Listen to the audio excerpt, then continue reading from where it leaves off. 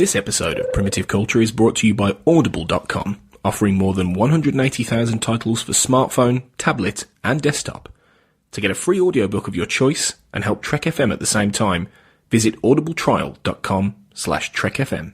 And also by Enterprise in Space, an international program of the non-profit National Space Society. Find out how you can help science and education and become a virtual crew member aboard the NSS Enterprise Orbiter by visiting enterpriseinspace.org.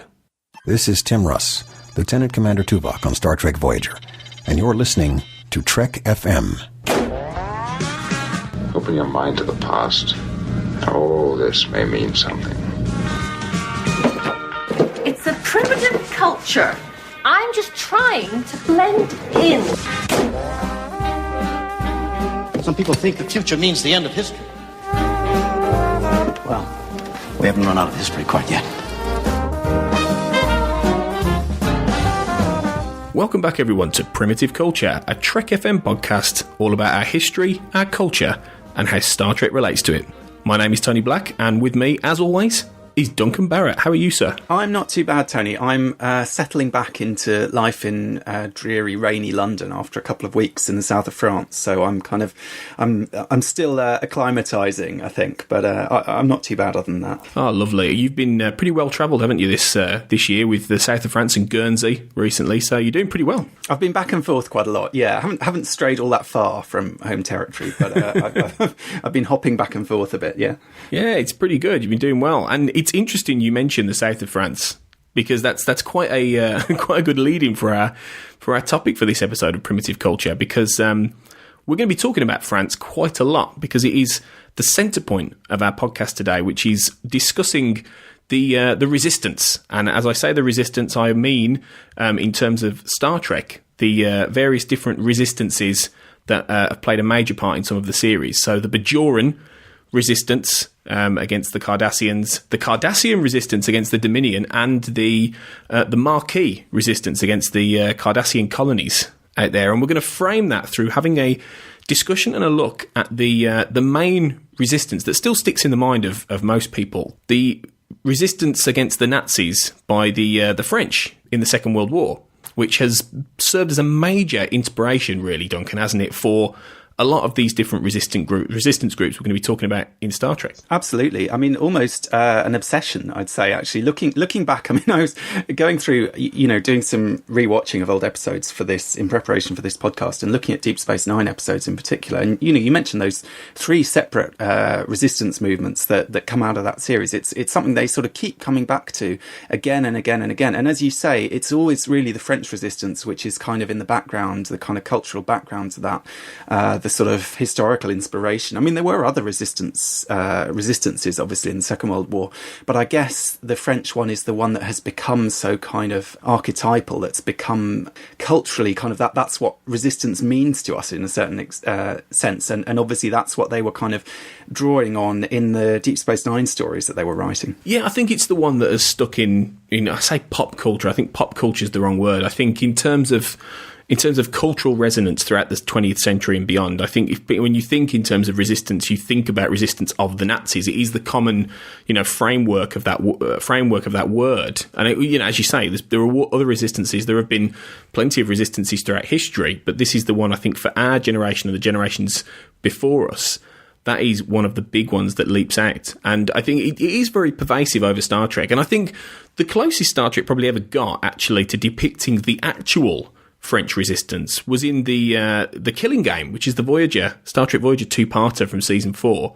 One of my favourite two-parters, actually, in Trek, which is obviously the episode where the Hirogen take control of Voyager and play out the French resistance story in a sense, and our characters have to fight the Hirogen as Nazis in order to get back control of Voyager. It's a good episode, I think, in terms of actually showing us visually the kind of typical French resistance kind of tropes. It is, absolutely. And very much, I mean, it's interesting comparing Voyager's version of the French resistance to the various movements that you talked about in Deep Space Nine. All the stories in Deep Space Nine there's a lot of shades of grey, there's a lot of grittiness, there's darkness, there's you know, what does it mean to kill someone? There's all these kind of big issues. In Voyager, it's very much a romp. It's an adventure. There's an element of camp. There's almost an element of hello, I think, in the background of that episode. You know, maybe not quite that ridiculous, but it's definitely being played for fun. I mean, there's sort of a serious story going on at the same time, but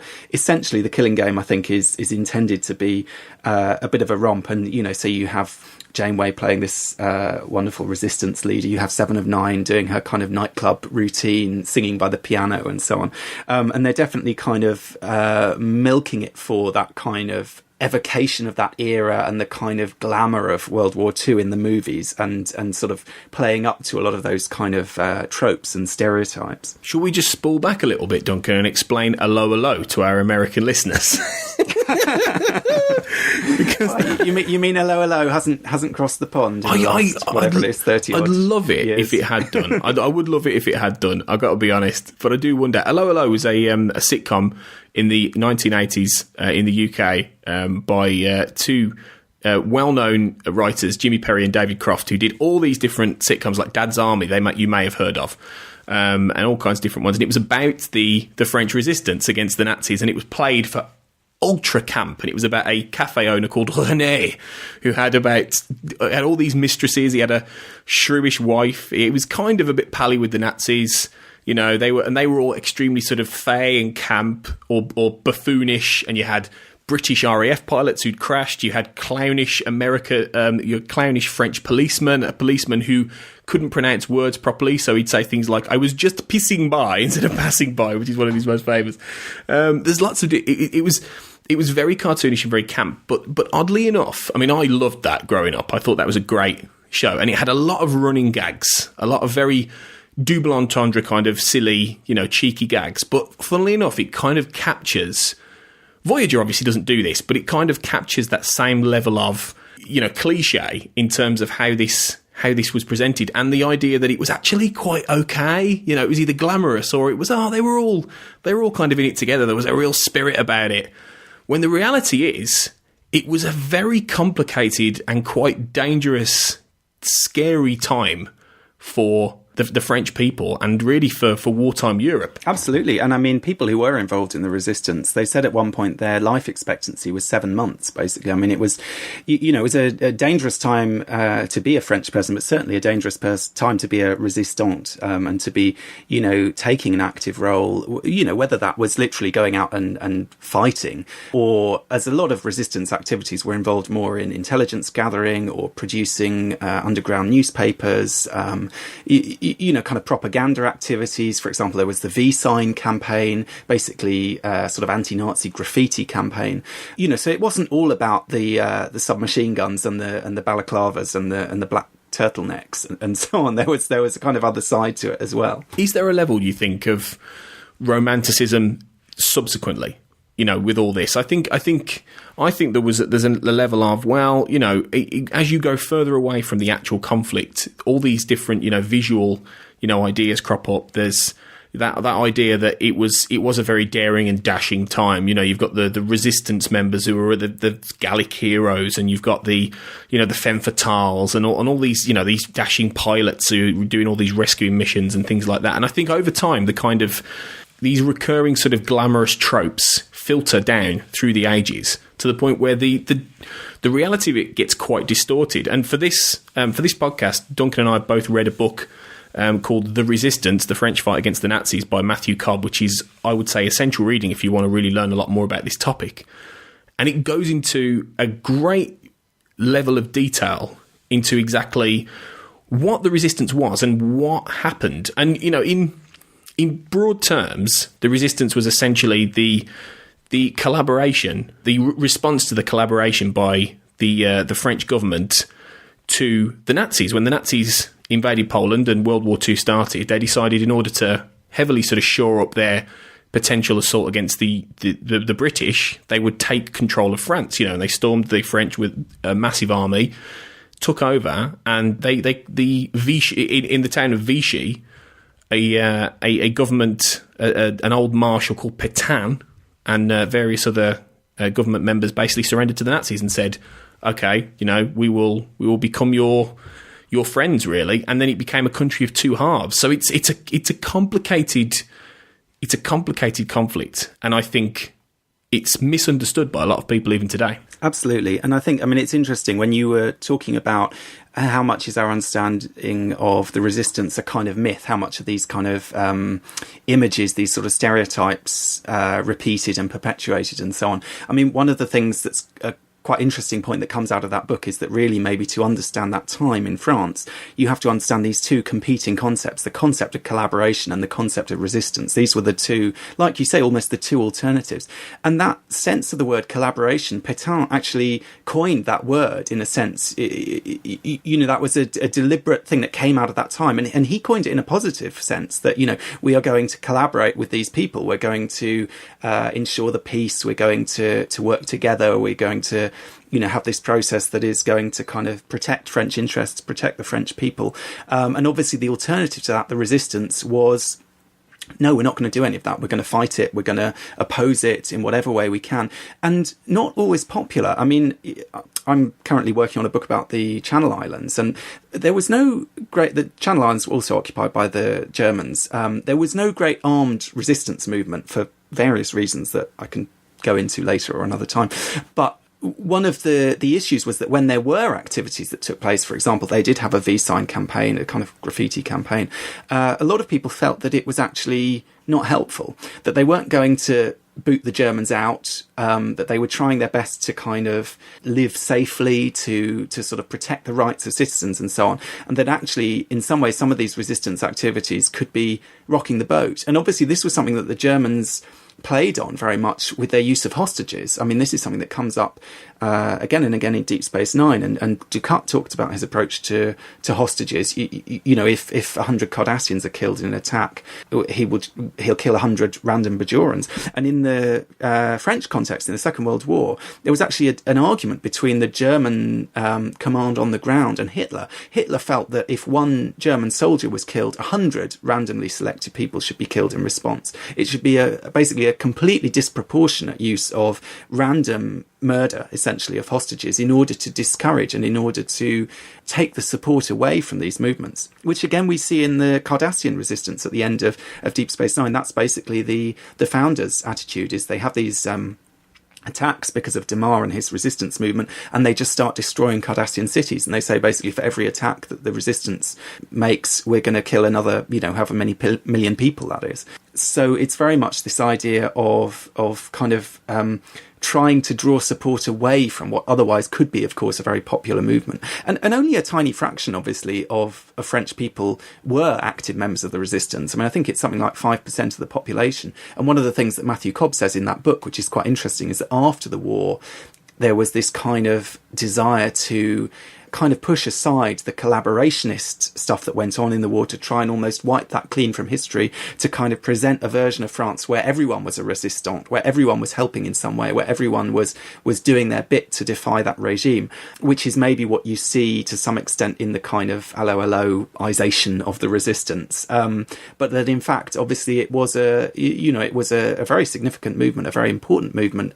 militarily up in the end, but still represented a very small number of people. And it was also something that was very scattered, as in there were a number of different cells operating with their own agendas and their own orders and their own plans, in terms of sabotage, in terms of propaganda, as you said earlier. Very, very often not working as a collective unit, and only working as a collective unit when they had to. Ostensibly sort of cleaving to the government in exile, in a sense, which was represented by Charles de Gaulle, who was the French military officer who fled to London as the Nazis were invading, and he kind of set himself up as the would-be saviour, essentially. And there's a really interesting element of the fact de Gaulle was a little bit obsessed with the idea that he was France, that he represented the trueness of France going back, and he wanted to institute a very sort of militaristic, relatively hardline government when he got into power, and he was supported by Churchill and supported by the Allies in order to stake his claim on France once they won the war. And as time went on and they realised, we're going to win the war, but what will be left of France in the end? It became a very interesting thing, and his involvement with the Resistance was very difficult, and it was very much a battle of wills. And I suppose the comparison to Star Trek in terms of the Bajoran Resistance, which is a very, very similar, kind of conflict, was the fact that in Deep Space Nine we learned through often the stories around Kira that there were specific resistance cells, and they were operating in a very similar way. And you all had all these different Bajorans who were attacking Cardassian targets without a level often of centralization. They were, absolutely. And I mean, she explains that to Damar when she's training his resistance groups. Basically, they have a kind of debate about it because they're coming from a military background. They want to run things like an army. And she's basically saying to them, look, you can't do that, because if you have that kind of centralized structure, it's going to be too easy to take the resistance out, in a sense. You need to have these individual cells. You need to have a lack of so that if someone's captured and tortured, they actually don't have enough information to make such a big difference. I mean, I think in the French case, it wasn't so much a matter of choice. That's kind of just how it sprang up. And we talk about the resistance as if it was one sort of monolithic thing. I mean, in fact, there were many, many resistance movements. And, I don't know about you, but I found reading that book, it's bewilderingly complicated. The number of different groups, the number of different goals that they had, because I mean they were all obviously dedicated to getting the Nazis out of France, but beyond that, many of them were socialists. Some of them, as you mentioned, were quite right-wing, on the other side.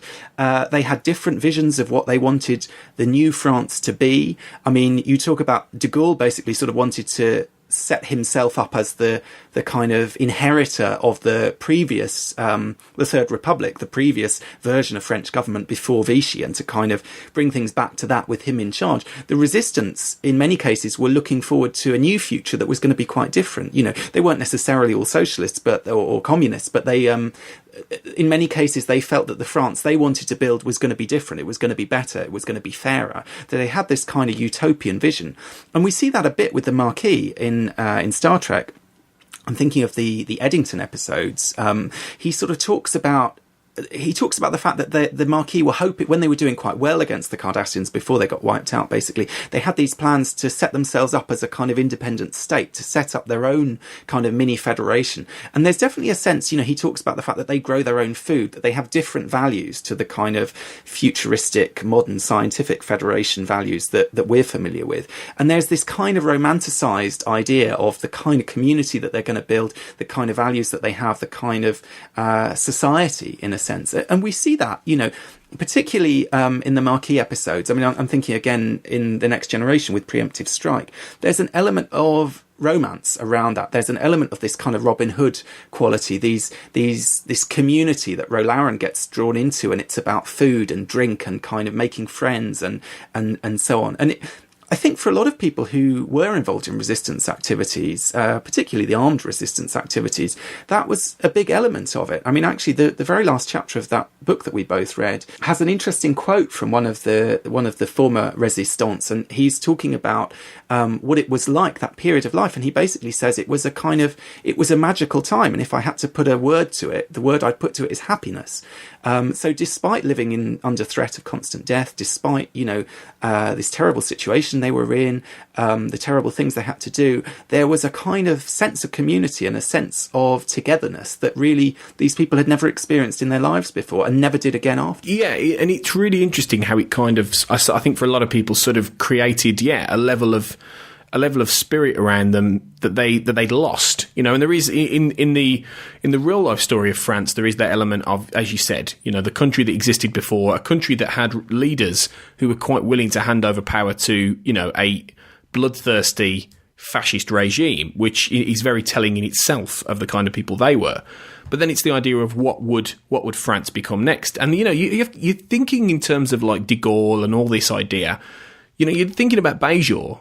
The idea that when they did kick the Cardassians out and they managed to get back control and they set up the provisional government, it is that idea of, well, what happens next? And obviously the Federation are there acting like the Allies, essentially, aren't they? They are the Churchill, de Gaulle sort of, not if not de Gaulle, then certainly the Churchill American, representative in this. And that's why obviously, Sisko is sent to oversee Deep Space Nine when Terok Nor becomes, a Federation outpost in order to help Bajor build a government, to build a society again, to actually, keep the Cardassians at bay. And it's an interesting sort of idea in terms of Bajor.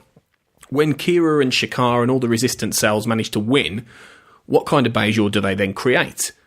And it's an interesting, obviously, element to the whole of Deep Space Nine, and obviously, the Federation aspect and all the complicated stories around Bajor in terms of the religious side of things with the Kai and the Vedex, and obviously the Emissary itself, and then the Dominion getting involved and all this kind of thing. It sort of builds a picture of Bajor's future being very crucial to the whole overarching story. But I'm as interested in a way of what follows something like this as to what came before or caused it. And it's a fascinating idea, really. And I suppose distance and time has allowed us to see it in terms of what France ended up becoming. And, de Gaulle did eventually get into power, around the late 40s. But it's in terms of Star Trek, it's very interesting what happens afterwards. And of course, in Deep Space Nine, the early seasons of Deep Space Nine is very much in that after period. It's kind of, unfortunately, we don't see. I would be kind of interested to see the immediate transition. Because we're kind of coming in a little bit later on.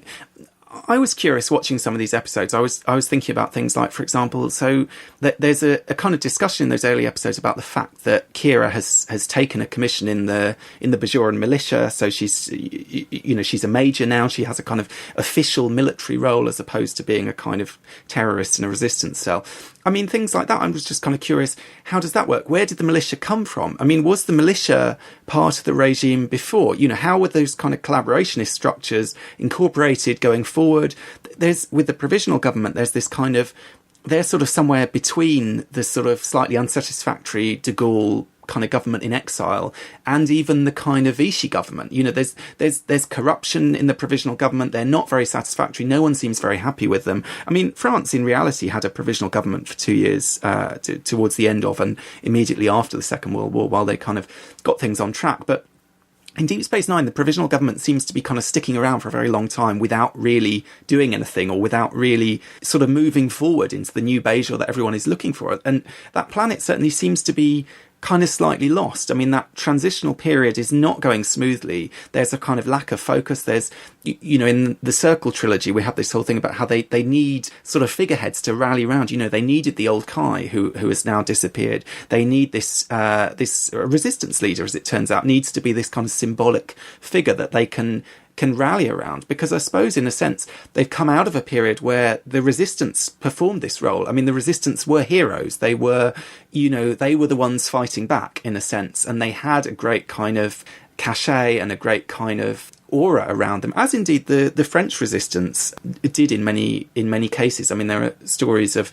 the Resistance coming down out of the hills and parading through the towns and being applauded by the local people and so on. And obviously the local people sending them food and drink and all these kind of things. But I suppose what we see with Bajor is there's the kind of, once it becomes a political system, a sort of functioning society, it's lost that air of romance and it's lost that narrative, really, that was holding everything together. It is interesting because it does have its equivalent figures from the French resistance. It has people like Lee Nallis, who ends up, being part of the Circle trilogy, a legendary resistance fighter who ends up obviously being a pawn of an attempted coup, from the provisional government with Minister Jarrow and all those guys.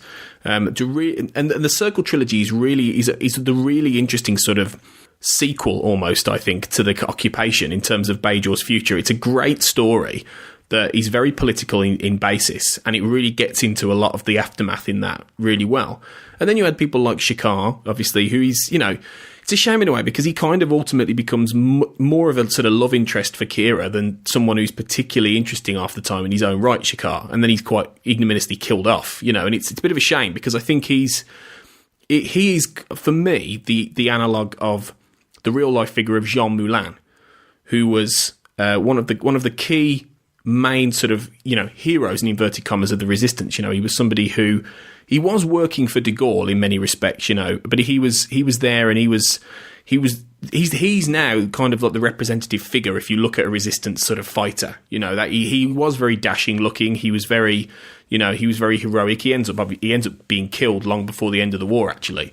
So he's almost a martyr as well. And then so if you have these kind of characters, they are kind of, the resistance was never led by one person in the French resistance, and you get the sense that it's the same with Bajor. But these heroes, whether they live or die, end up becoming those figureheads, and they end up becoming very important to the narrative of the whole thing. And, that narrative is questionable. There are many points in Deep Space Nine where the response of the Resistance is questioned. You know, Kira has to face a few demons in terms of this, as to, the Resistance were fighting for Bajor's freedom, but you know, what did they do for that? You know, actually, how many people died? You know, for that, you know, how many innocent people may have got caught in the crossfire? You know, for these essentially terrorist acts that they were undertaking against the Cardassian government. You know, and Dukat would be the first person to turn around and say, well, they were terrorists. You know, people were dying because of these people, you know, and he's very righteous about that, even though he's essentially, an equivalent of a Nazi death camp, commander, really. But it is that interesting moral question that they do confront sometimes in Deep Space Nine, even if, I would say, on the whole, they are still presented as heroes. Yeah. Absolutely. And I think it's something that people were aware of at the time. I mean, there's an interesting article that's quoted in that book, which basically, I'll read a bit of it. It says, and this was sort of about trying to encourage people to support the Resistance, I suppose, not to play into the kind of Nazi line of these people are just causing trouble. It says, we are not obsessed with murder. In fact, we're obsessed with a peaceful and happy life in which we can create, build and love. But those who want to stop us from living must die. Our duty is clear. We must kill. If you dare not risk your life, it loses its value and we'll do nothing to defend it. But if you carry on the duty of war, we'll be brothers in arms. Do you want to live or die? And that's the kind of attitude. It's very much, it's not about, in the same article at another point, it says, kill without passion and without hate, never torture or inflict suffering. It's not about kind of violence for violence's sake. These are not people who necessarily wanted to wage a war or to wage a campaign, but this is their kind of patriotic duty in a sense, and that it's the duty of all French people to support them, whatever the cost. And that does mean that people are going to die. And Kira talks about that a lot, in relation to the Cardassian resistance, actually, later on, because there's a debate, again, with the Cardassians who are saying, well, we want to target Dominion troops and Dominion installations. We don't want to target our own people who are on the essentially collaborationist side. And she says you can't do that, because if you start doing that, they'll just use your people as human shields, because they know that you're not going to target them. And you have to accept that if they're collaborating, they're legitimate targets, and that the Bajoran Resistance, kill plenty of collaborators as well. I mean, early on in Deep Space Nine, the episode Necessary Evil, it turns out that Kira herself assassinated a collaborator, and got away with it because Odo didn't believe she was guilty.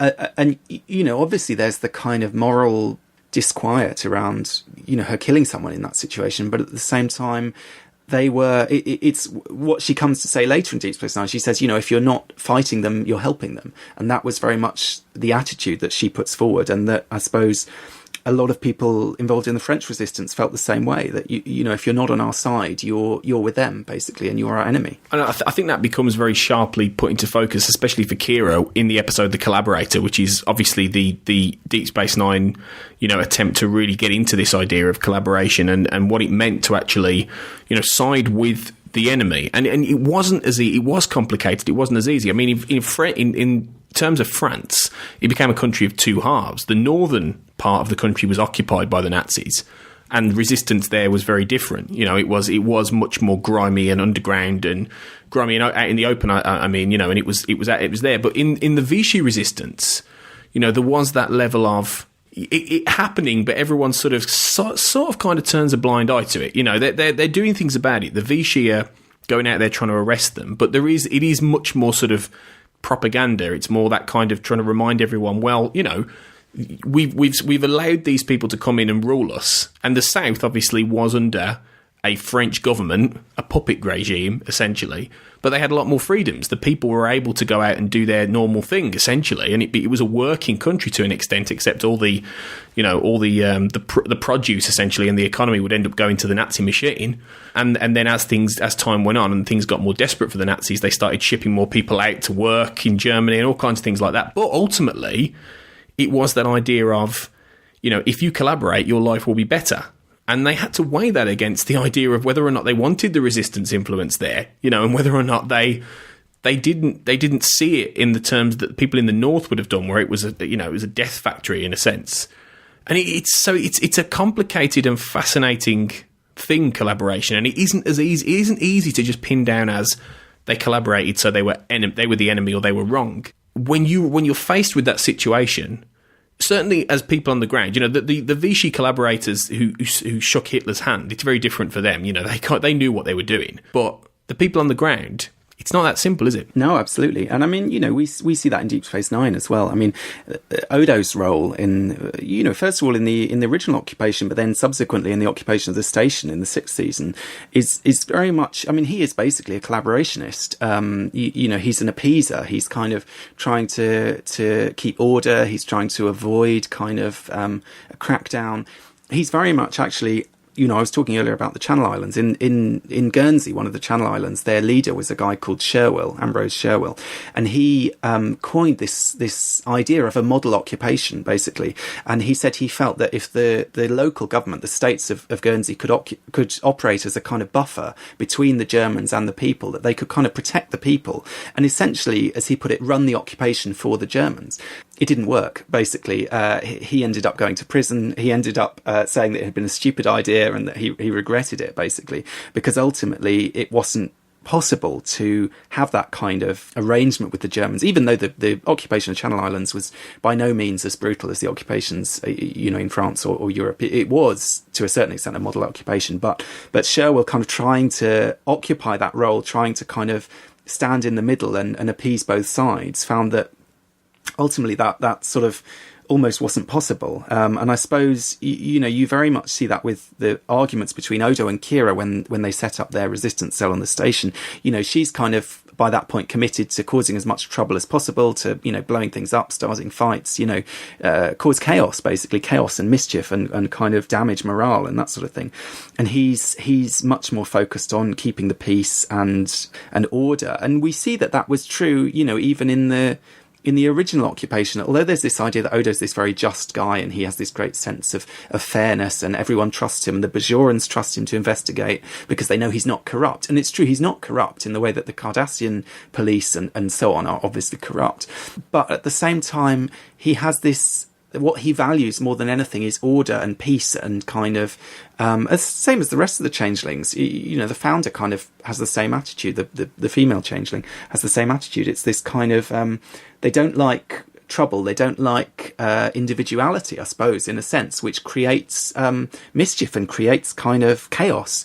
And there's definitely an element of that where it does sort of play into the hands of he's an authoritarian, I suppose, is a way of looking at it. He might be a benign authoritarian, but at the same time, in some intuitive way, he is kind of on the side of the Cardassians because he wants order just as Ducat does. Yeah, and that's makes it even more complicated in that sense. It really does. It muddies the waters in terms of who are the heroes and who are the villains, and that's the really complicated and interesting thing about occupation itself. And why there are no easy answers. And I suppose it's a different kind of set of circumstances for the Maquis. You mentioned the Maquis earlier, and interestingly, the word Maquis comes from the French Resistance, and it was appropriated by the Star Trek writers when they came up with the idea of the Maquis. And the Maquis, obviously, are the colonists, the Federation colonists, who end up, thanks to the signing of a treaty after a border war between the Federation and the Cardassians, they end up on the wrong side, essentially, of the border. And they end up, in essence, being a Cardassian space sort of territory. And the Cardassians put a lot of in a demilitarized zone, and the Cardassians put a lot of, pressure on them to actually, ideally get rid of them so they can have the planet for themselves. And the Maquis, when they resist and they want to actually, live in this world, even though the Cardassians are trying to get rid of them, they become a very different kind of resistance, don't they? From a civilization under occupation trying to take back their world. They do. Definitely that's true. And I think, it's interesting.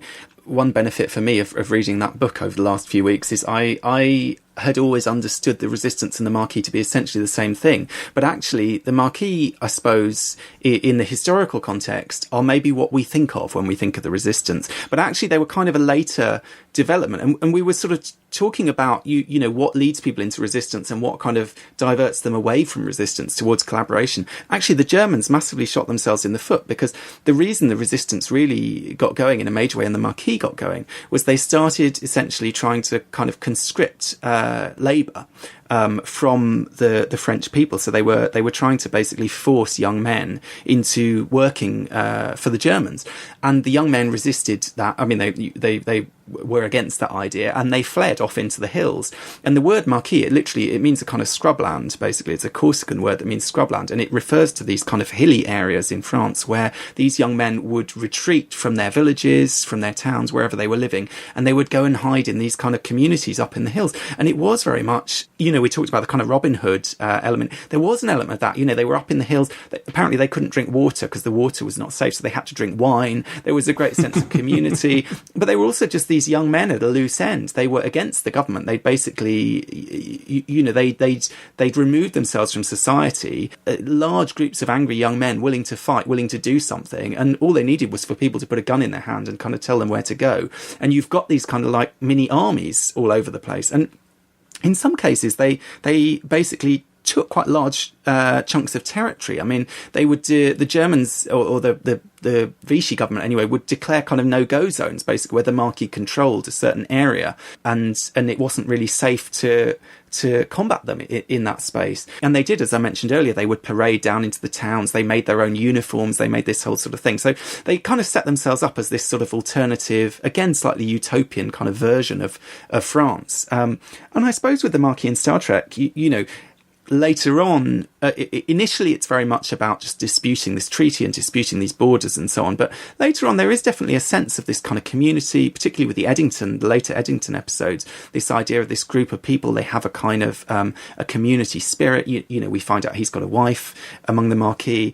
And there's a real idea that they're fighting for something noble and something decent. Hence, someone like Cassidy Yates is supporting them. Someone like Chief O'Brien, actually, is quite supportive of a lot of the things that they stand for. He can see things from their perspective very much. So there's a kind of, it's very different. They're not people under occupation exactly, although in a sense they're in a very similar position, but they seem to have a cause. They have a kind of noble sentiment. And with those Deep Space Nine episodes as well, with Eddington, and also kind of going in a retroactive sense, going forward into Voyager, there's this association with Les Miserables, the episode for the uniform between Eddington and Sisko. There's this big theme under all of it about Victor Hugo's novel, and Eddington is saying that he sees himself as Valjean, the hero of the novel, and he sees Sisko as Javert, the kind of the policeman who devotes his life to tracking him down in this kind of maniacal, obsessive, totally unreasonable way, in a sense. And I suppose if we think of the Maquis in those terms as not just being about the French Resistance model where they take their name from, but being connected to the Hugo novel, the Victor Hugo novel, and the musical, of course, that's based on it, is about, a large chunk of it is about the June Rebellion, it was called. I always thought it was the French Revolution until I watched the film this week and also started reading the book. But it was actually a completely different, a failed revolution. So it wasn't about the revolution that succeeded. It was about a revolution that sputtered out and was a disaster and everyone died, which of course everyone knows if they've seen Les Mis, I suppose. But I suppose it's interesting to think of it in those terms, because that again is exactly what happens to the Maquis. They have this moment of glory. They have this moment where they think they're going to win. They've got these plans for the future. They've got this great utopian society they want to create. And then they're wiped out in this quite brutal, shocking way. So they're not the French Resistance kind of boldly going forward to a new future. They're I suppose like the pockets of the French Resistance, which that did happen to and got massacred, and individual cells were completely wiped out in situations like that. Yeah, there is definitely that analogy, and I think the Maquis element in the real world, there was still that level of when the war was over and when France was liberated, it was that level of, well, what do we do now? Like you said, it was all these young men who'd been given guns, and there was a very interesting difficulty with the Allies and with de Gaulle and with the essentially the provisional government in waiting as to whether or not they should be allowed to access Allied arms caches or arms drops that had been sent, because de Gaulle was worried that these guys could, because essentially once the war was over, form a resistance against him in many ways and actually want to create their own country, and he'd kind of be shut out, and they'd say, no, well, we fought for this country, this is our country. So there was a real genuine fear that these rebels of the Nazis could end up becoming rebels of the French and create this very, like you said, quite utopian socialist idea of a nation with a real sense of spirit, and instead of going back to a level of government and a level of rule that they saw as either corrupt or weak, which was very much the idea of the Vichy collaborators, in that that Petain was an old man. He was in his 80s when the Nazis invaded, and he represented a France that was, a long, a very long gone sort of society. So the Maquis, in the real sense, were interesting, and in the sense of Star Trek, there is that idea of, well, yeah, if you do manage to get your planet and your collection of planets back, well, what do you do then? Who are you and what are you? And I think Eddington, like you said, sort of gives them more of a personality in a way, I think, and it makes his character is a terrific character, and his relationship with Sisko becomes a fascinating set of episodes that really brings out that obsessive side of Sisko, as you mentioned earlier, and that real sort of slightly crazed, driven side of Sisko that he's great when Avery Brooks gets to play him. But it brings out that level of in the Maquis, that sense of real freedom fighting and having this, destiny almost. And then when they are crushed by the Dominion, which they never imagined would happen, it's really a powerfully sort of tragic end for them. It is, yes. And I suppose the thing with the Maquis, as I said, there's a kind of nobility to their cause. There's, this old friend of Sisko who's quite a senior person in the Maquis who ends up being killed as well. It is tragic. It is tragic the way that they get wiped out, because they do have this kind of idealism. They do have this kind of romanticism. And I suppose the other way of looking at the relationship between them and Victor Hugo's novel is that Jadzia in that episode, she's quite dismissive of it. She basically says, I hate Victor Hugo. And she sort of implies it's sentimental nonsense, basically. She says the way he writes women is terrible. And I think with Hugo, there is an element of, he has a very strong kind of idealism, a real kind of humanism, a sort of belief in, not in the institutions of society, because the book is quite critical about those, but in kind of human decency, human compassion. Jean Valjean, the hero of the book, really is a kind of, he could be a Starfleet captain. He's the ultimate kind of compassionate man. He sacrifices himself again and again for other people, whether or not they deserve it. He's like Janeway saving the Okampa. He's kind of, he's willing to torture himself in a sense in order to do the right thing. He won't kill this man who has pursued him for most of his life and tried to ruin his life on numerous occasions. He lets him go out of mercy. And I think there's an element maybe of, in that episode, what we see is that Eddington is this real idealist. He believes in this kind of utopian vision. He believes in this kind of goodness in people. He believes in this sort of positive vision.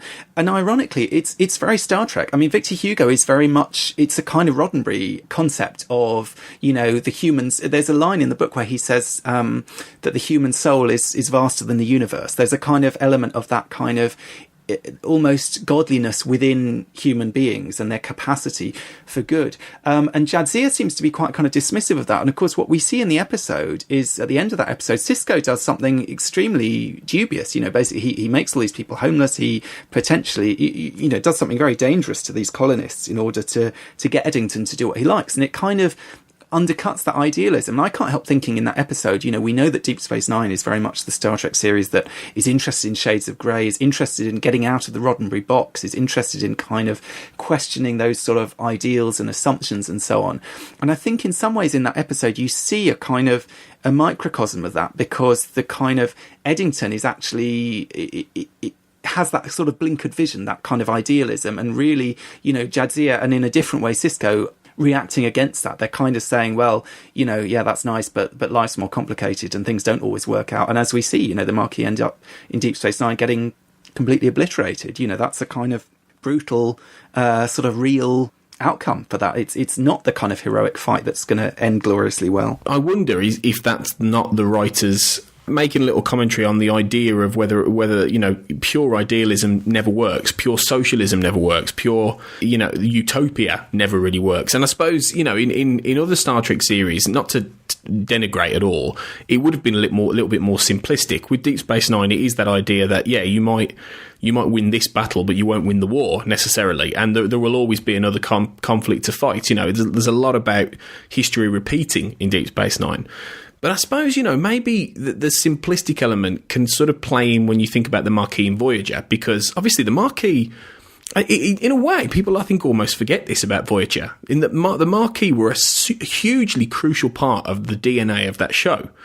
But, given the fact that, Janeway has to make half her crew, essentially, the Maquis, when they're thrown into the Delta Quadrant, when she's chasing a Maquis ship, piloted by Chakotay, and then they end up coming together. And, I don't know if I've talked on Trek FM about this, but I know I've written about it and I've talked about it before, in that I think there was a really candid interview with Ronald D. Moore where he was extremely critical about Voyager, and I think a lot of what he said was true in terms of the fact that it was a hugely missed opportunity in terms of what they could have done with the Maquis and the stories they could have told that would have made Voyager a much darker show. But it would have made it Battlestar Galactica in many ways. What eventually we got from Ronald D. Moore in many respects. But I think it was such a shame that the Trek family and the Trek universe weren't quite ready for that at that point, because there was potential for a really interesting idea about what do the Maquis do when they don't have a cause to fight for anymore. And that could have been a major part of the story in Voyager, but it really doesn't happen particularly, does it? No, I think it's true. I think in a sense Voyager kind of dropped the ball with the Maquis, and it's weird because there was so much setup, going into that series. There's all the Deep Space Nine stuff going into it. There was, the penultimate episode of The Next Generation was a Maquis episode, again, kind of leading into Voyager, which was about to debut. And then they kind of don't know what to do with it. And I think it is partly a structural problem, as you say.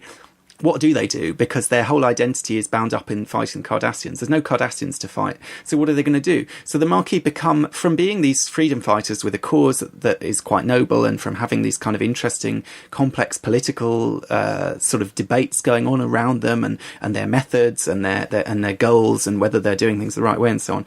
Really, they just become a group of kind of Starfleet dropouts, because it turns out that, all the Maquis characters in the show pretty much have at least been Starfleet Academy or in Chakotay's case, have served in Starfleet for some time.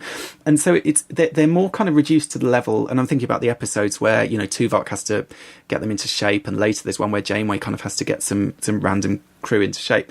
They're just kind of slightly bad Starfleet recruits in a sense. They're undisciplined. They're kind of they're not really behaving themselves. But so they're sort of reduced to the level of kind of disobedient children in a sense. And Chakotay, of course, is completely neutralised, because he basically comes on board completely at the end of Caretaker, and is then is not, to all intents and purposes, a Maquis character at all. I mean, B'Elanna, I suppose you see a little bit of it, in terms of her kind of attitude and so on, sort of struggling to adjust to that. But really, they don't do much with it. And I don't know whether it's, because actually they realised that they'd made a mistake in setting up this whole storyline, which was about a specific political situation that was actually going to be totally irrelevant to the show that they were writing, or if they just kind of bottled it somehow. And as you say, there could have been an interesting question about the fact that these people, I suppose you saw with the character of Suda, someone who had a place in that context, who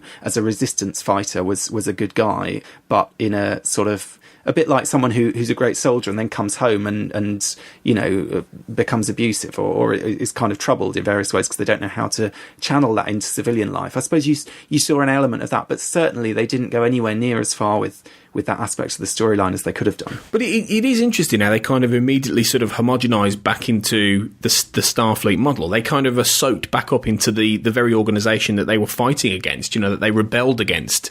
That, because, in the show, the Maquis are as critical of the Federation as they are the Cardassians. In many ways, they're fighting the Federation as much, and the Federation are very, very much a traditional sort of very militaristic force who want to stop them, who are, they are sympathetic to their cause, but ultimately they want to smack them around the head and send them home with their supper. You know what I mean? It's that whole idea of you will toe the line because you're going to threaten a greater good and a greater peace. So, the idea of the Maquis is that they are quite rebellious. They are quite, they're angry. They're angry at the situation. They're angry that they've been betrayed by the Federation that they thought would back them. And when you get into Voyager and very quickly, Chakotay is having nice little lunches with Janeway in her ready room, you think to yourself, well, hang on a minute, right? This guy would have been angry. I think that they could have had an entire mutiny, kind of idea. I think they play with it in the episode Worst Case Scenario, in a couple of seasons down the road. But it's ultimately a holodeck, thing and a gambit. And you think to yourself, well, you could have had an amazing run where it takes a good couple of seasons for these people to start trusting each other. And you could have had a real sense of, well, who's in control of this ship? Who is really running things? They're out in the middle of nowhere. then why immediately would they all cleave to Janeway? Why wouldn't they turn around and say, well, hang on a minute, right? This is going to be our cause now. We're going to take control of this ship. We're going to go home. We're going to finish what we started. And every time I watch Voyager, I see it. I see the potential.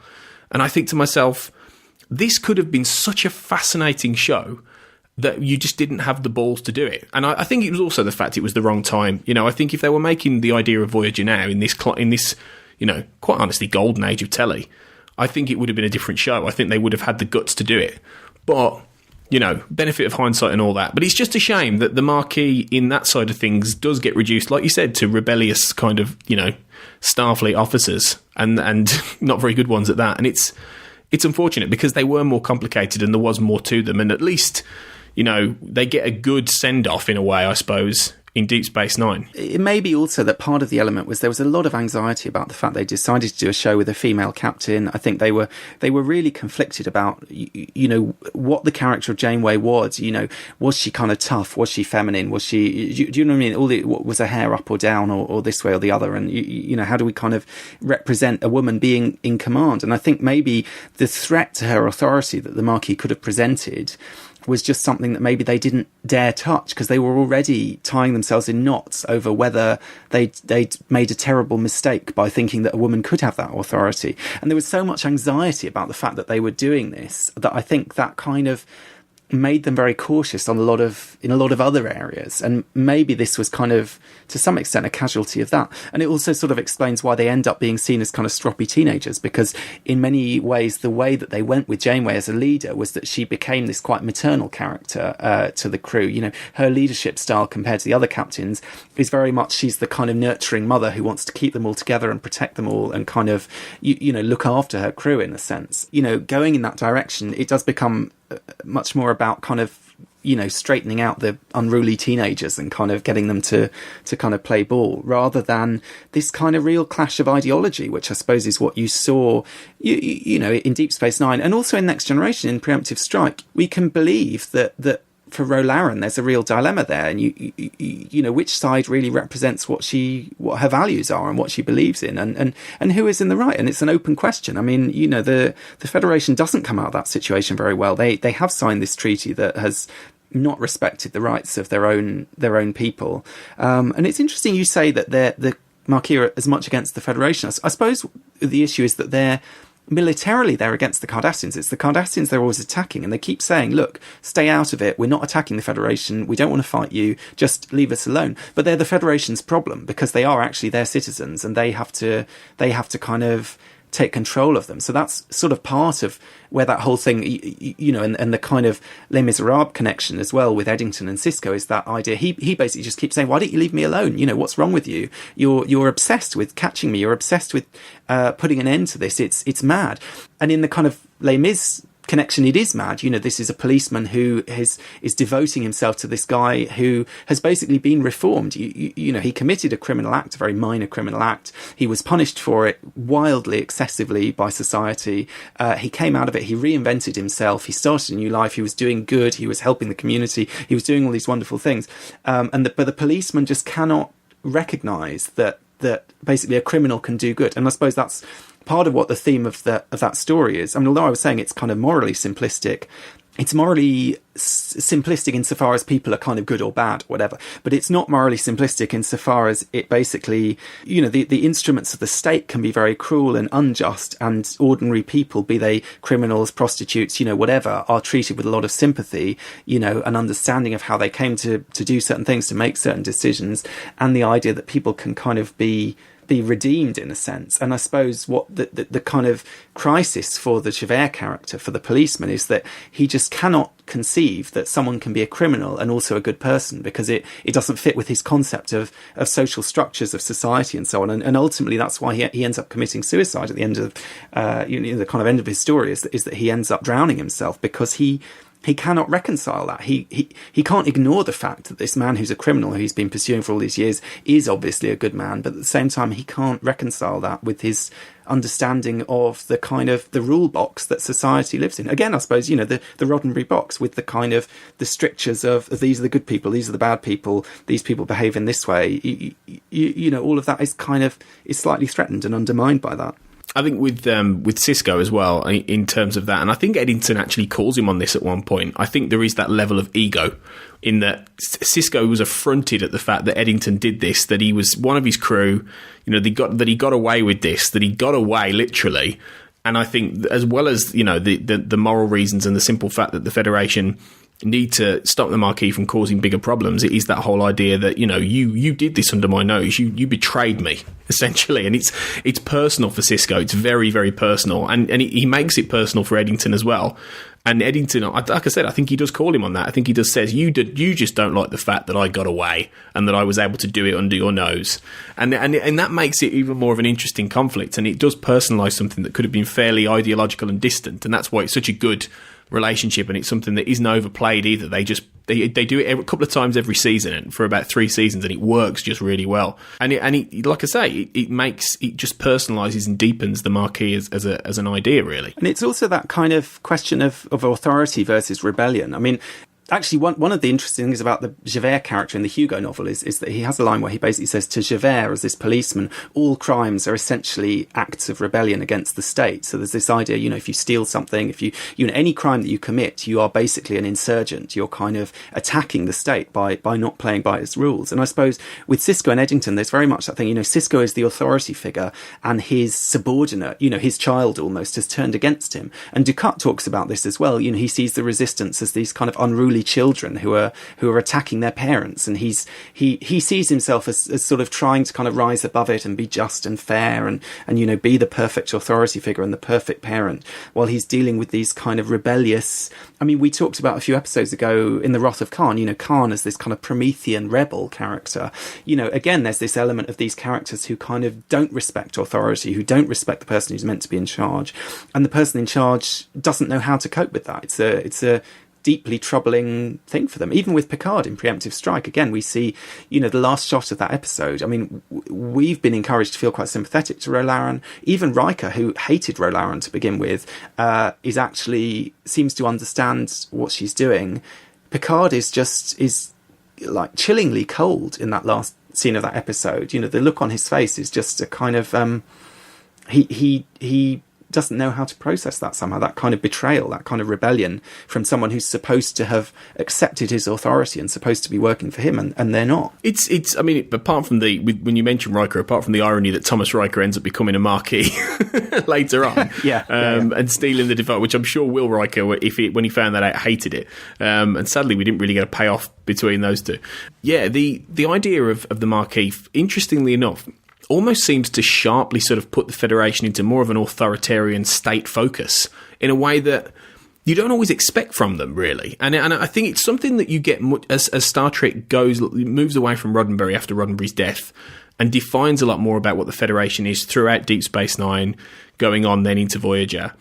But it kind of makes, especially in Deep Space Nine, they are much more of a militaristic force with shades of right wingness to them, with shades of De Gaulle, with shades of these quite strong authoritarian figures who are doing what they must to survive. And it changes over the course of the 24th century shows into something a lot more structured and rigid. And, characters, like Picard and Cisco and these people who are betrayed by these rebels, it's interesting. They're not the Cardassians. They're not, of course, strict, essentially fascists. They're never portrayed in those terms. But there is that level of authority within this, what is, in the earlier Star Trek series, much more of almost like a utopian spacefaring force, an organisation.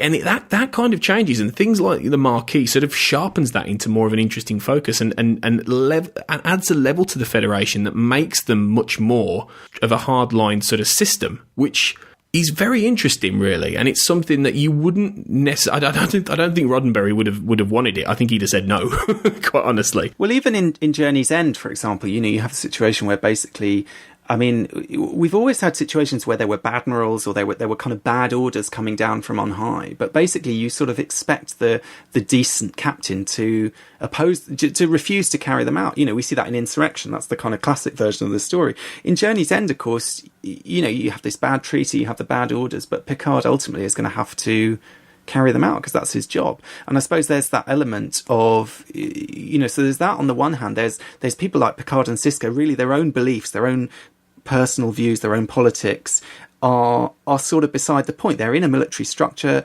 People have to do what they're told. You know, their authority can't be challenged by those beneath them, and equally, up to a certain level, they can't challenge the authority of the diplomats or the admirals or whoever it is who's giving them their orders, telling them, look, you know, this is the treaty, this is the decision that's been made. You have to enforce it. You know, that's your job. And I suppose the fact that there's an element of moral compromise, moral ambiguity, discomfort in that. There's a kind of challenge to the sort of radical autonomy of the captain who can go with their gut instinct, who can do whatever they think is right, who can say to hell with my orders, I'm going to do this instead and do the right thing, and you know, there won't be any consequences later, sort of thing.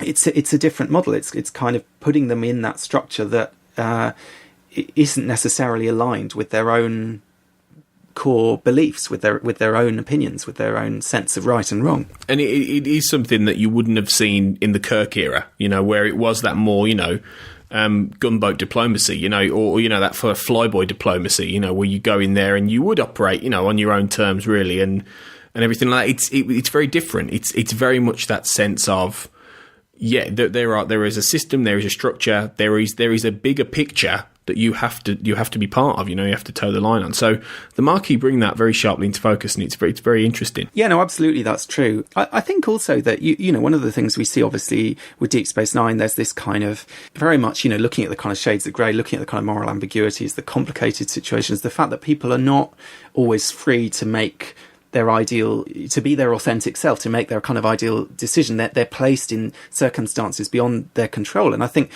we see that never more kind of crisply articulated than with Kira in that period in the beginning of the 6th season of Deep Space Nine, where she's been left on the station as this supposedly neutral Bajoran who has to work with the Cardassians, has to work with the Dominion, and it's kind of it's crushing her in a sense. You know, we see in the episode Rocks and Shells, where she, at the end of the episode, she does decide to form this kind of resistance cell, but before that she's kind of just going through the motions. She's you know, she has to have coffee with them, she has to kind of be polite and respectful to the Cardassians, she has to kind of go along with it, and she ends up feeling, as she says, that she's become a collaborator because she is basically supporting the regime. She's not fighting, you know, she's one of the people, if you're not fighting them, you're helping them, and that's kind of what she's become. And it's an amazing piece of writing on the part of the Deep Space Nine writers, that they take this character who was this outspoken terrorist to begin with, who, you know, utterly opposed to politics, utterly opposed to following orders, totally did her own thing, you know, believed in rebellion and resistance and you know, going against what she was told and so on. And she ends up being put in this position where, for complex, you know, huge political reasons, she's really squashed into this role that she kind of almost can't deal with, you know. And so she has this issue. She can't look herself in the mirror in the morning because she's not herself. She's not being allowed to be herself. And actually, one of the people that I interviewed for this book I'm doing about the Channel Islands, you know, I interviewed about 100 odd people, and I asked them all the same question. One of the questions I asked was, what was the worst thing about living under German occupation for 5 years? And one guy, I'll never forget, he started to answer this question. There were tears running down his face, and he said basically, I just felt I couldn't be myself. I felt I didn't know who I could trust. I couldn't speak my opinion on anything for fear that someone might be listening, that someone might inform on me. I just felt I wasn't my authentic self, in a sense. And at the end of the occupation, he said he suddenly felt free again. You know, not free in some sense of, okay, you can go and do this thing, or there are these laws, or there's a curfew, or, you know, all these kind of practical restrictions. But just as a human being, he could be, he had the freedom to be himself and not to be kind of squished in that way. And it's interesting that episode Rocks and Shells, I was because I was rewatching it recently, I always thought it was very strange that the Vedic, who kind of awakens Kira's sense that she has become this collaborator, awakens this idea that, as the Vedic says, evil must be opposed, that basically she has a duty to resist regardless of all these other things, speaks with this very strong French accent. And I always thought that's quite strange in a way that this Bajoran character has come along with like a really thick French accent. I looked up the actress. The actress, you know, was a French actress, and of the generation, she was actually in France. She was in Paris during the German occupation. So and I'm sure that must have been at the back of someone's mind when they were casting her for that role, was that they actually brought someone in to play that really pivotal role in that storyline, who had lived through it themselves, who had lived through that kind of, the real history that was being kind of evoked and reinterpreted in the Star Trek version of the story, and obviously brought all of that to that performance in a way. And it's a very, brief guest role in a sense, but she makes a very strong impact both through her actions and her words, and the kind of really pricking Kira's conscience in that sense, and kind of changing her understanding of what's going on and what her role is in it, and the fact that she can have a degree of autonomy and she can do something. And I suppose, for the people in France, that was a big appeal of the resistance. There was a kind of morale element to it. I mean, one of the things that the guy Matthew Cobb talks about in that book is the BBC broadcasts that were going out every night, and they would have these cryptic messages. They was one something about Aesculapius is not hungry, or these kind of really strange, random, mysterious sayings that did mean something to individual resistance cells. They know how to interpret them.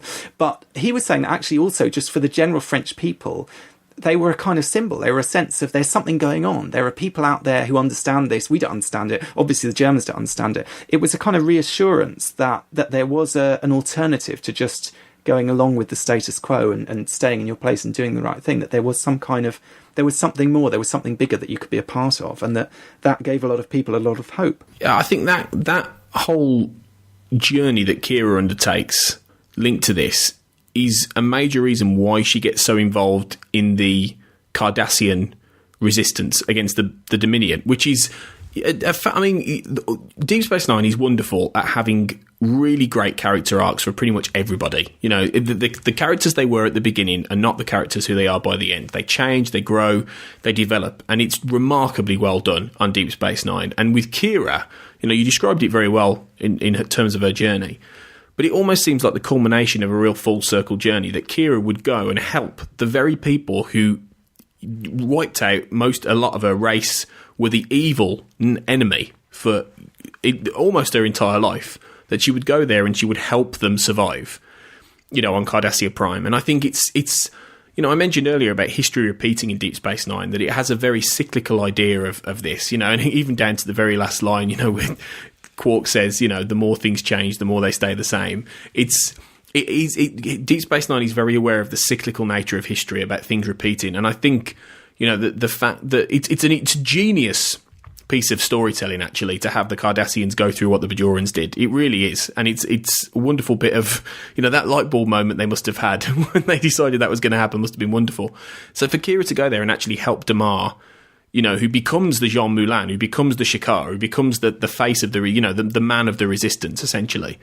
To do that is a brilliant level of story, and a brilliant callback to the Bajoran Resistance and to all these things that were at the beginning of Deep Space Nine, and help make the ending of the show even more emotional, I think, really, and tie into the underlying themes that have been going on all the way through. And I always think it's just a bit of a genius stroke, that whole storyline. Well, it's so bold. I mean, both those story, the occupation of the station storyline, turning this sort of archetypal resistance fighter into as she puts it herself, a collaborator, incredibly bold decision, and then to, as you say, to kind of turn everything on its head, to put the Cardassians in that situation. And even by the point that, and Damar, who's this hateful character, he kills Zial, he's a real brute, he's kind of sexist, he's kind of leering, he's a really unpleasant piece of work, basically, for most of the series. And yet somehow he finds something within him that inspires people, and he is this really inspirational figure by the end. And by the end of Deep Space Nine, you're willing the Cardassians to rise up. You're totally on their side. It's an astonishing piece of writing. I mean, and that's the thing about the writing of Deep Space Nine, is it is so out of the box. It is so unpredictable. I mean, it's brilliant in that, as you say, there's this kind of cyclical element and things repeating. So it seems there's a kind of tidiness to that, but at the same time, it's wildly unexpected, the direction they go in. It's just a kind of a really sort of radical approach to where to push that story and what direction to go in. And I think that's one of the reasons that it works. There's also, interestingly, the role that Kira plays there was something that the French resistance, they did have Americans who were flown in to kind of give them some military not advice in guerrilla warfare so much, but just sort of straightforward military training to kind of train up some of those groups. But there was, as you were mentioning, this kind of issue about how much were the Allies going to arm them. They would send them guns in these caches that they dropped. They wouldn't send them heavy artillery. They didn't want to kind of overarm them. And as a result, in some cases, they basically weren't able to defend themselves and got wiped out for lack of support. And I suppose always with these rebel groups, we see this kind of anxiety. How do the larger state entities sort of deal with that? I mean, there's with the Maquis in Deep Space Nine, there's this kind of question mark to begin with. Are the Federation arming their rebels? Are the Cardassians arming their rebels? With the Circle trilogy, with that rebel movement, the Cardassians turn out to have been secretly arming what appeared to be the opposite side. This is the idea of the kind of the big state operators arming these local groups to do their work for them. With the Maquis storyline, it actually turns out that last Eddington episode, the episode Blaze of Glory, the apparent crisis is set up because the Klingons have been providing technology to the Maquis because they see them as fighting the Cardassians, they see them as fighting the Dominion, they sort of assume they're on the same side, and they've been giving them cloaking devices, and then the Maquis potentially are using these on their weapons and doing very dangerous things with them. So again, there's that sort of idea of, how safe is it for a state actor to provide this kind of materiel to a rebel group that they may not be able to control. And of course, in our lifetimes, a lot of the problems that we have around the world to do with terrorism and to do with, destabilization of different areas and so on are very much connected to these ideas of, okay, we if that's the kind of support that we give to rebel groups, what on earth happens afterwards? What on earth happens if they win?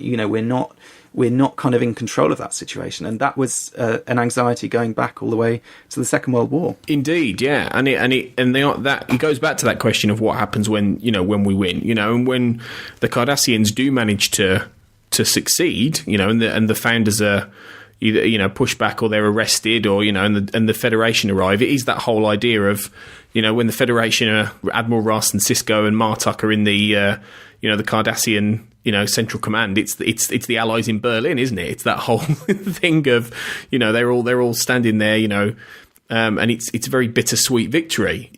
Then what happens? Then what happens to a destroyed Cardassia? Like what happened to a destroyed Bajor? And in the end, we don't see the follow on really, except in like continuation novels and things like that. But in the end, the Federation are there to help prop up the Cardassians and help them rebuild. And like they did with Bajor, it becomes again the cyclical kind of thing.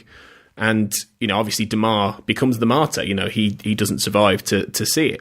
And Garak, ironically, ends up staying there in order to help this rebuild. The exile, the spy master, he's potentially going to go on and be a major part of the reconstruction of Cardassia, which is an irony in itself. But it's a really interesting, when you look at the idea of resistance and you look at the idea of what these people have to do and the moral complexity of it, and then what happens next. It's a really complex, interesting topic, and it's amazing how much Star Trek deals with it, actually, and how interested Star Trek is in this very idea. Absolutely. And I suppose maybe it does come down to this idea of the kind of appeal of, I mean, we talked a bit about Captain Kirk, the guy who never follows orders, or the kind of the idea of the kind of radical autonomy of the captain who can do what they like, of the kind of person who does what they think is, who acts on instinct, who acts on a kind of moral gut feeling rather than, responding to authority. And I suppose that's one of the reasons that the Cardassian resistance movement does kind of inspire our sympathies, despite the fact that we're not predisposed to feel very positively towards Cardassians on the whole, a few exceptions aside, is because it's the fact that they discover, and this is what horrifies the founder so much, that they discover that it's not necessarily military forces, it's not necessarily resistance forces, it's ordinary people are inspired by this and are pledging themselves to those forces. Ordinary people are taking an individual decision to switch sides. That final battle, the ship starts switching sides, and there's that kind of, I suppose it's a representation of that kind of rebellious spirit of not doing what you're told, of not doing what your masters have told you to do.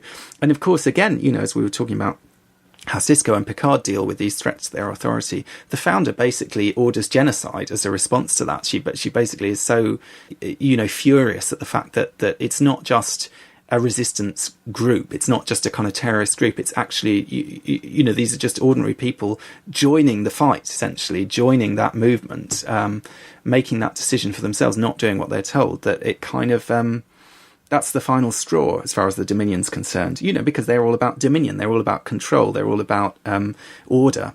And it's a kind of, from this society that appears to be very extremely authoritarian, you know, quite kind of fascist society, suddenly individual people seem to be exercising their individual rights to you know, do with their life what they want, to sacrifice their own life for something they believe in, to ignore their orders, to, you know, to do the right thing. And I suppose that's what it's almost like the Cardassians sort of wake up from their kind of cultural conditioning, from their kind of 1984 society where everything is kind of imposed and you know, propaganda and this kind of, you know, because they do have a very kind of fascist state in that sense. And suddenly people are not doing what they're told. And, you know, the guard who's meant to be guarding Damar switches sides and rescues him instead, or whatever it is. They're kind of, people are making individual decisions, and therefore we can kind of respect them more somehow. And what's really fascinating is the idea that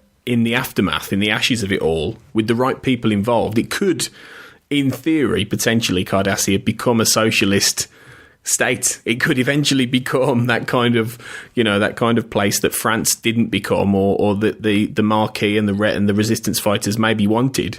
That idea of something that starts again, you know, and he's very much, you know, by the people for the people. And for Cardassia potentially to have the prospect of a future like that, given their past, given their history, given what they did to others, is very ironic. And, you know, from what would be considered a certain level of, you know, poetic justice about them suffering in the way that they made the Bajorans suffer, it also becomes maybe that central Star Trek message of goodness can come out of this, you know, that a good, you know, a positive change and a more forward-thinking progressive society can exist in the ashes of war and death and genocide and murder and everything like that. So it's, I suppose in a way, it's ultimately very hopeful. It's a very hopeful message that the end of the Cardassian resistance delivers, really. Yeah, and I suppose it's true. I mean, you know, and you know, if we saw a Star Trek series 100 years down the line or whatever, it may be that the Cardassians would look back on that moment as a kind of rebirth, in a sense. However many millions of people were killed, and however great the cost and so on, and however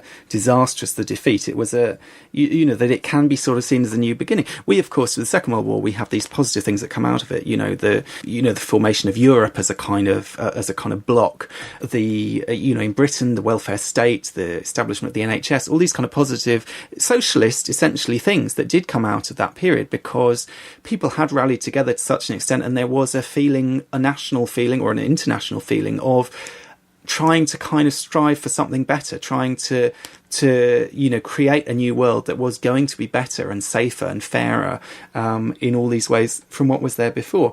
And it's something that is there in the discussions around the Cardassian resistance, because actually Garrick says something quite interesting in one of those episodes when Damar's family are killed in, you know, very much in the kind of way of Nazi kind of brutality and reprisals and so on. His family, including his children, are killed, and he says he says, who would do something like that? And Kira says to him, yeah, Damar, who would do that? Basically, you know, you would, and they did. And then she sort of kicks herself and says, I shouldn't have done that. That was me getting emotional. That's not what I'm supposed to be doing in this situation. And Garrick says to her, no, actually, that's an important message for him to hear, because what he says is Damar is too kind of nostalgic for the old Cardassia. He's in his head, he wants to go back to how things were before, where they were this great power and this great authority and all this stuff. And what Garrick's saying is actually he needs to throw that out the window and create something new and create a new movement. And this, I suppose, what you do see in that kind of resistance movement, it's not a return to the control of the Cardassian military or whatever. It's not a return to Cardassia when they were ruling over Bajor and a great military power. It's this idea of something more individual and more kind of hopeful. And it is a really sweet, ironic ending to things. And yeah, it is a great Star Trek message ultimately that comes out of it. So yeah, it's a really interesting topic, and I think we've talked about some really fascinating resistance ideas and the very meanings, you know, and touching on literature with Victor Hugo and Les Mis and all this kind of stuff that factors into a a very juicy topic, really. And there is more to talk about around the idea of occupations and resistances and things like that. I mean, a topic I think we're keen to get into one day down the road is the Holocaust comparisons with what the Cardassians do to the Bajorans and things like that. So there's the flip side of it in terms of that, which is really interesting to talk about. But yeah, I think in terms of resistance, Star Trek does it well. Absolutely. Yeah. And particularly Deep Space Nine. I mean, Deep Space Nine, for whatever reason, comes back again and again and again to this topic. It really seems to be, it's a well that never runs dry in a sense, and constantly reinventing it, constantly looking at it a different way, but always with this same kind of inspiration of the French resistance, and particularly the Maquis in the background, and kind of informing those various storylines in different, varied, often quite surprising ways. Absolutely. So, as we say, if you want to find out more about resistance in general, apart from obviously watching all these fantastic Star Trek episodes that we've talked about, look up The Resistance by Matthew Cobb. It's a very good book. It gives you a wealth of detail, and we said just before we recorded that quite a lot of it is so dense and complicated that we were like, whew, taking a lot of it in. He's quite something, really. But it is a worthy book for people to check out, isn't it, Duncan, if they want to learn more about the French Resistance? Yeah, absolutely. I mean, I think maybe part of the issue is that I certainly came to this story thinking there was a thing called the French Resistance, and somehow it was this kind of entity. And I suppose reading that book on the Sun Lounger in the south of France, which is probably not the best environment for it to seep into my brain very clearly.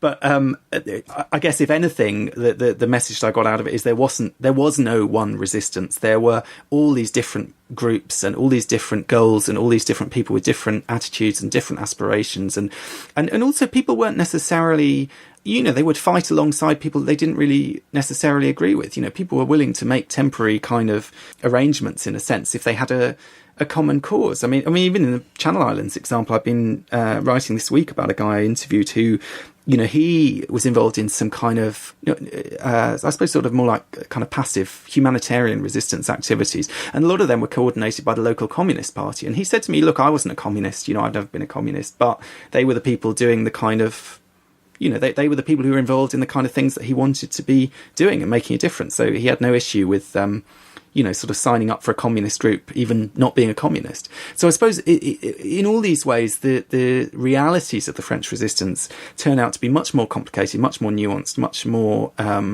varied than maybe we think of in that kind of cultural sense, whether it's a low, whether it's the Killing Game, whatever our mental images are of what it means to be a resistance fighter and what that involves, that actually, the reality was much more complicated. And in various ways, again, Deep Space Nine touches on that because it does muddy the waters. It muddies the kind of moral questions. It kind of reinvents the stories by changing who's in what position and applying this kind of poetic irony, putting people in a situation that you wouldn't have expected them to be in.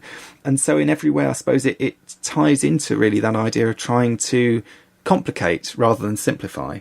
And again, trying to kind of emphasize the individuals at the expense of the kind of the monolith. It really does. And as we say, it does it extremely well on the whole. So yeah, check out those episodes, check out the book, and we're going to resist the urge to carry on talking about this. Resistance is not futile. But I suppose that's the message. That's certainly the message of the Bajoran Resistance. The Maquis maybe would disagree, but yeah, maybe that was bad luck on their part. Definitely, yeah. But yeah, we will resist the urge to keep talking about this because Duncan and I are discussing the Resistance, the French Resistance, the Bajoran Resistance, and beyond is not all that's happening on Trek FM this week. So let's have a little look at what else has been going on the network. Previously on Trek.fm, Standard Orbit. Star Trek 3 was really good, but man, that bridge was cheap. That set was horrible. Anyway. Maybe they had a deal. Maybe Shatter into this VIC-20 commercial and they gave some Commodores for the bridge. They're like, oh, we got you covered, man. So. Yeah, because when it said "Good morning, Captain," it looked a lot like the graphics we just witnessed on the Commodore. The 602 Club.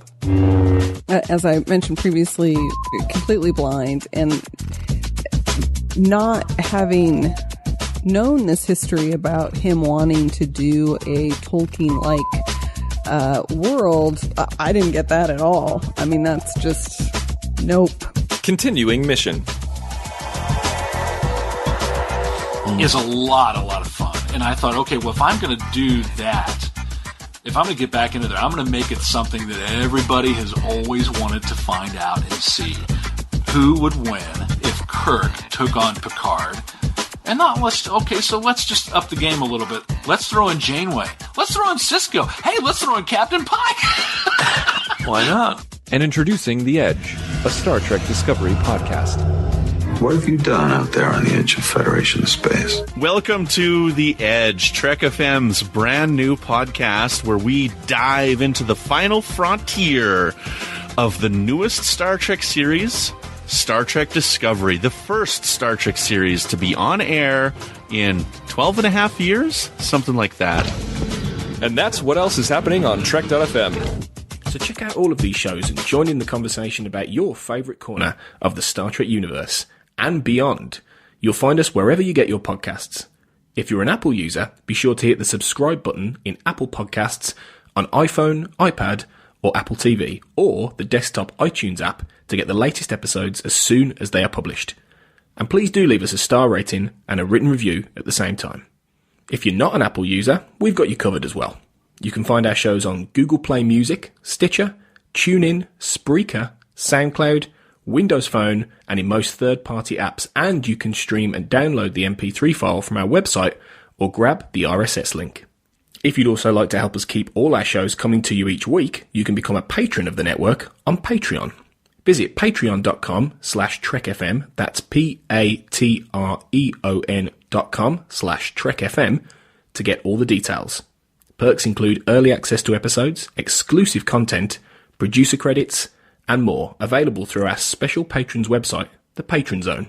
It requires a great deal of money to produce, host, and distribute these shows each month, so we really appreciate any support you can give us, and we hope you'll join the team. Again, you'll find all the details at patreon.com/trekfm. Duncan and I would love to hear your thoughts on today's show, and there are many ways for you to get involved and do just that. The best place to join in the larger conversation is the Babel Conference, our listeners group on Facebook. Just type Babel, B-A-B-E-L, into the search field on Facebook, and it should come right up. If you'd like to send us an email, you can use the form on our website at trek.fm/contact. You can also find the network on Twitter at TrekFM and on Facebook at facebook.com/TrekFM. You can find Duncan and I on the Babel Conference as well, and you can find us both on Twitter, Duncan at Barrett's Books, and myself, Tony, at Black Hole Media. And you can also find me hosting my own podcast, the Xcast and X-Files podcast, if you type that into Twitter and Facebook. So thanks everyone for listening to this episode of Primitive Culture. We'll be back soon to discuss more history, culture, and how Star Trek relates to it.